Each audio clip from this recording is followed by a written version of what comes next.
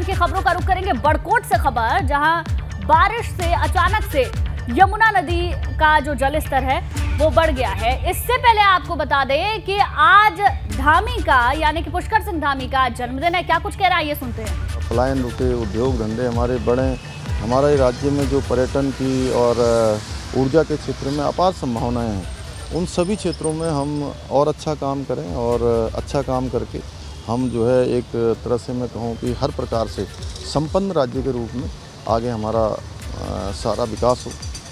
क्योंकि भ्रष्टाचार को लेकर आपकी सरकार लगातार कहती रही है हम जीरो टॉलरेंस पे करेंगे, लेकिन पुरानी जो सरकारें रही हैं उन्होंने इतनी बड़ी चोट भ्रष्टाचार पर नहीं की है, तो एक भय पैदा हुआ है लोगों के मन में कि अगर कुछ कोई गलत काम करेगा तो छोड़ा नहीं जाएगा। देखिए, ये लंबे समय से सब बातें चल रही थी। जब से अधीनस्थ सेवा चयन आयोग का गठन हुआ था तब से उसमें लगातार भ्रष्टाचार की बातें समय समय पर उठती रही थी। इस दौरान हमने तय किया कि जहाँ पर हमारे नौनिहालों का, हमारे आने वाले बेटियों का, बेटों का जिस पर भविष्य टिका हुआ है और वो इतनी ईमानदारी से काम करते हैं, परिश्रम करते हैं और उनके साथ बहुत बड़ा धोखा होता है, बहुत बड़ा छलावा होता है, इसको लेकर सख्त कदम उठाने की आवश्यकता थी और समय की मांग भी थी। राज्य के लिए भी, राज्य के नौजवान युवाओं के लिए जो परीक्षार्थी थे, ऐसे समय में ये मांग होना और इस पर कार्रवाई होना दोनों ही बहुत ज़रूरी थी और हमने ये कार्रवाई की है। कार्रवाई करते हुए अभी तक 41 गिरफ्तारियाँ इसमें हो चुकी हैं।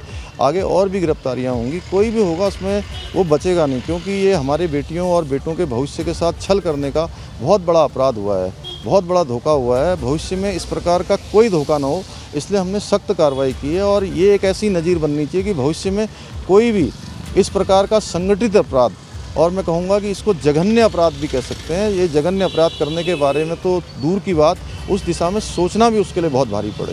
सीएम साहब, क्योंकि जन्मदिन है और तमाम कार्यकर्ता भी आपके साथ में हैं, तो एक बड़ा संकल्प आप बताइए कि आप प्रदेश के लिए आगे ये करने जाएंगे। नहीं, हमारा प्रदेश देखिए हर दृष्टि में हमारे सब प्रदेशवासियों के मन में आना चाहिए कि उत्तराखंड जैसे देवभूमि है और देवभूमि जहाँ पूरे दुनिया को, जहाँ हवा, पानी और तमाम प्रकार के प्राकृतिक संसाधन यहाँ से देने का काम करता है, सभी को उपलब्ध कराने का काम करता है, तो हमारे मन में सबके एक संकल्प होना चाहिए कि हम हिंदुस्तान के श्रेष्ठ राज्यों में शामिल होंगे। और हमारे देश के प्रधानमंत्री मोदी जी ने जो संपूर्ण देशवासियों के मन में एक बात जगाई है, एक आशा उन्होंने 2014 में प्रधानमंत्री बनने के बाद कि भारत दुनिया का नेतृत्व कर सकता है, वैसे ही हम उत्तराखंड दुनिया के हर क्षेत्र में आगे जा सकते हैं। सीएम साहब, क्योंकि मानसून सीजन भी चल रहा है और जिस तरह से आपने चाहे विधानसभा की बात हो या ट्रिपल की बात हो या दूसरी भर्तियों की बात हो, इस तरह से एक कार्रवाई की है, तो आगे माने कि हम युवाओं के लिए अब इस तरह की कोई चीज़ नहीं होने वाली, वो परीक्षा की तैयारी करेंगे।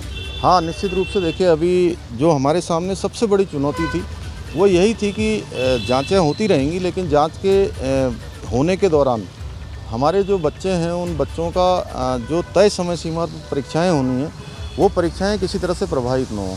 इसके लिए हमने विशेष व्यवस्था करी और मंत्रिमंडल में फैसला किया कि जितनी भी अधीनस्थ सेवा चयन आयोग से जो भर्तियां होनी थी, अभी तात्कालिक रूप से 7,000 और भविष्य में 12,000 भर्तियां और हैं, सब मिलाकर 19,000 भर्तियां अभी होनी हैं।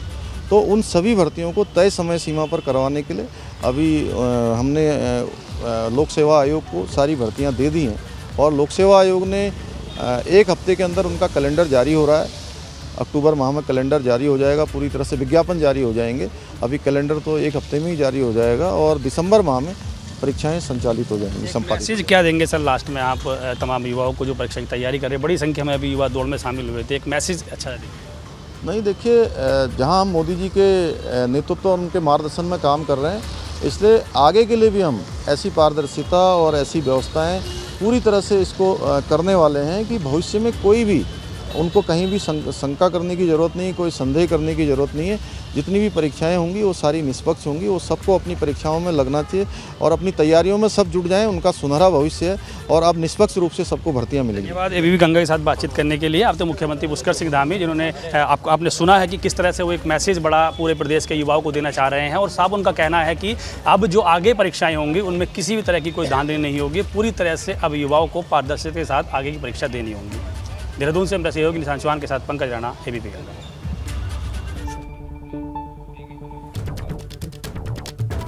तो कई बड़ी बातें एबीपी गंगा से पुष्कर सिंह धामी ने कही। आज जन्मदिन पर उनको ढेरों शुभकामनाएं, लेकिन इसके साथ ही कई सारी बड़ी बातें जो कि उत्तराखंड में कई बड़े मुद्दे हैं। पेपर लीक का एक मुद्दा है उसको लेकर मुख्यमंत्री ने कहा कि एक एक गुनहगार का हिसाब होगा, किसी को भी बख्शा नहीं जाएगा, उत्तराखंड के युवाओं के साथ धोखा नहीं होगा। साथ ही साथ जाते जाते उन्होंने युवाओं को एक बड़ा संदेश भी दिया कि अपनी पूरी मेहनत से तैयारी करें, आपके साथ कुछ भी गलत नहीं होगा।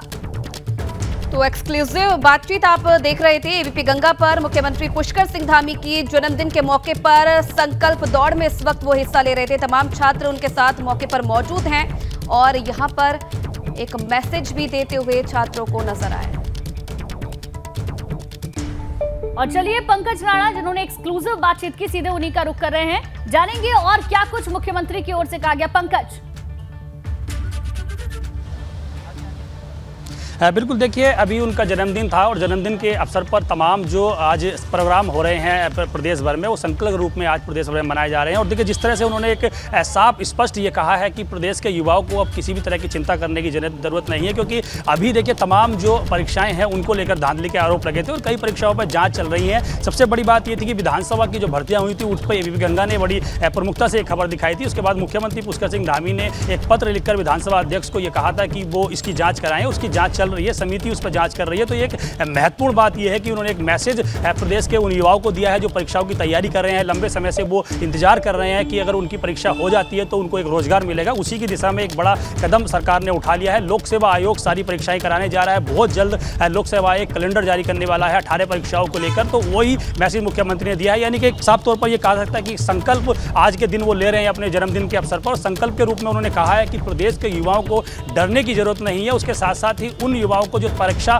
की तैयारी कर रहे हैं वो पूरी तरह से सतर्क रहे, तैयार रहे और उनको अब उन्होंने अगर अच्छी मेहनत की है तो उनको उसका परिणाम मिलेगा। क्योंकि पिछले दौरान आपने देखा है कि जो भी परीक्षाएं हुई हैं उनमें धांधली के आरोप लगे हैं और जो मास्टरमाइंड था सादिक मूसा और उनका जो साथी था योगेश्वर राव वो गिरफ्तार हो गए। तो ये बड़ा अचीवमेंट सरकार के लिए है, बड़ी उपलब्धि सरकार के लिए है। जिस मास्टरमाइंड को सरकार गिरफ्तार करना चाह रही थी, जिसको पूरी तरह से धर दबोचना चाह रही थी, उसको कल गिरफ्तार कर लिया गया है। उससे बहुत सारे राज अब सरकार को मिलने वाले हैं कि आखिरकार इसमें पूरा मास्टरमाइंड किस तरह से इसका पूरा जो गैंग था वो किस तरह से इसमें काम कर रहा था। तमाम चीज़ें अब आगे होने वाली है। लेकिन इतना जरूर कहेंगे कि आज अपने जन्मदिन पर मुख्यमंत्री पुष्कर सिंह धामी ने उन तमाम युवाओं को एक मैसेज दे दिया है जो परीक्षाओं की तैयारी कर रहे हैं कि उन्हें डरने की जरूरत नहीं है। पारदर्शिता के साथ सभी परीक्षाएं आगे आयोजित की जाएंगी। कितना भरोसा कर पाते हैं परीक्षार्थी। आप बने रहिएगा हमारे साथ, आगे भी अपडेट आपसे लेते रहेंगे।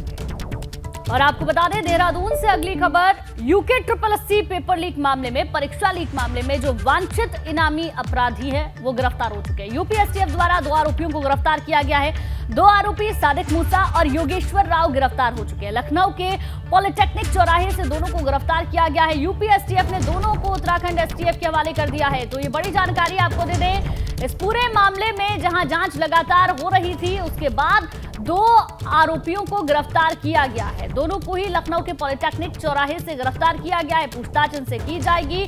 यूपी एसटीएफ ने दोनों को उत्तराखंड एसटीएफ के हवाले कर दिया है। ये बड़ी जानकारी निकलकर सामने आ रही है। और चलिए पंकज राणा लगातार हमारे साथ बने हुए हैं। पंकज, मास्टरमाइंड कहा जा रहा था इन दोनों को और बीच में तो ये भी जानकारी मिल रही थी कि दोनों विदेश फरार हो गए हैं। क्या इनपुट मिले थे पुलिस को, कैसे इन्हें गिरफ्तार किया गया है?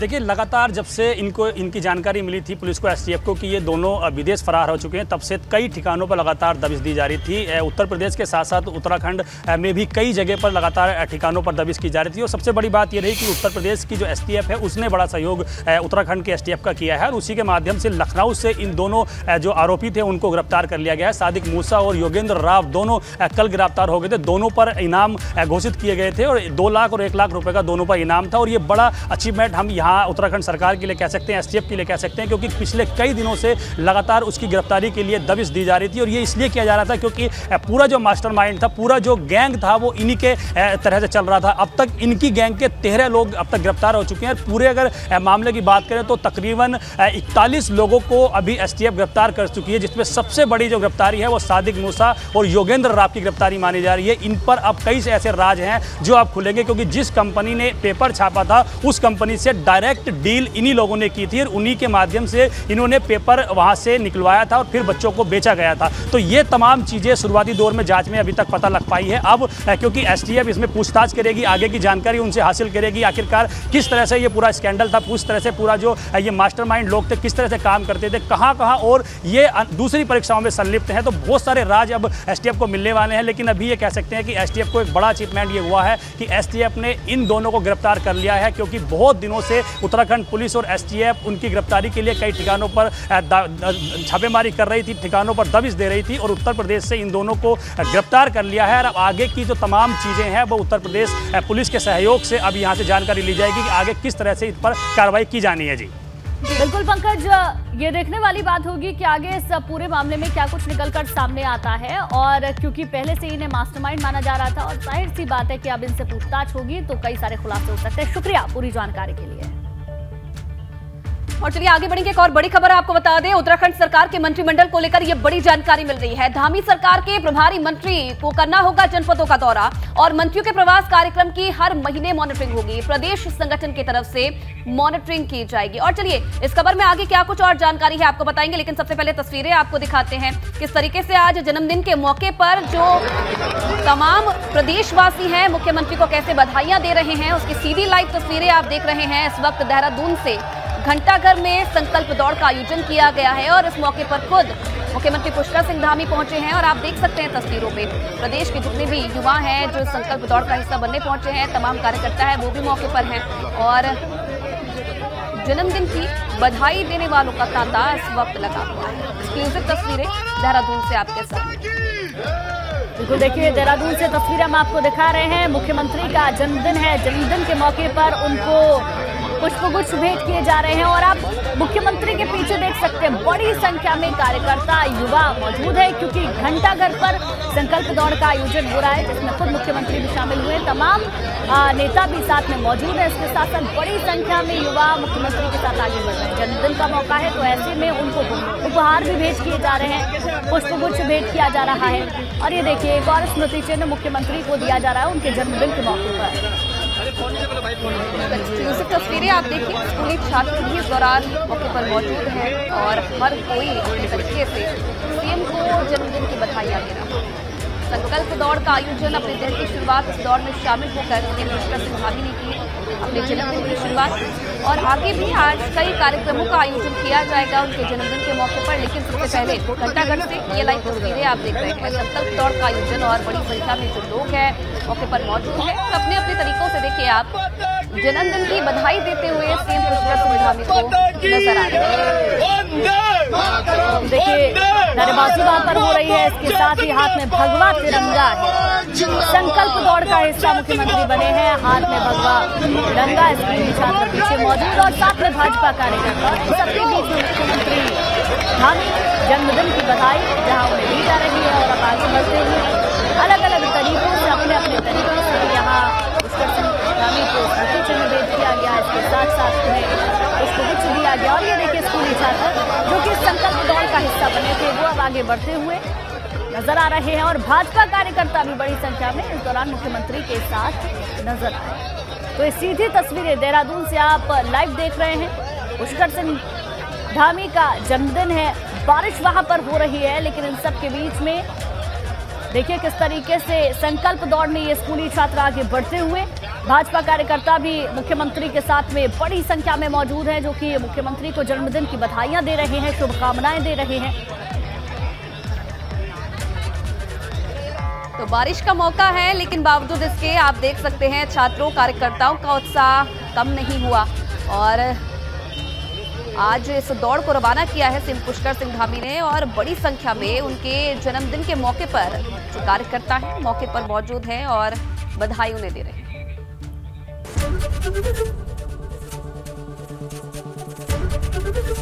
एबीपी गंगा, खबर आपकी, जुबान आपकी।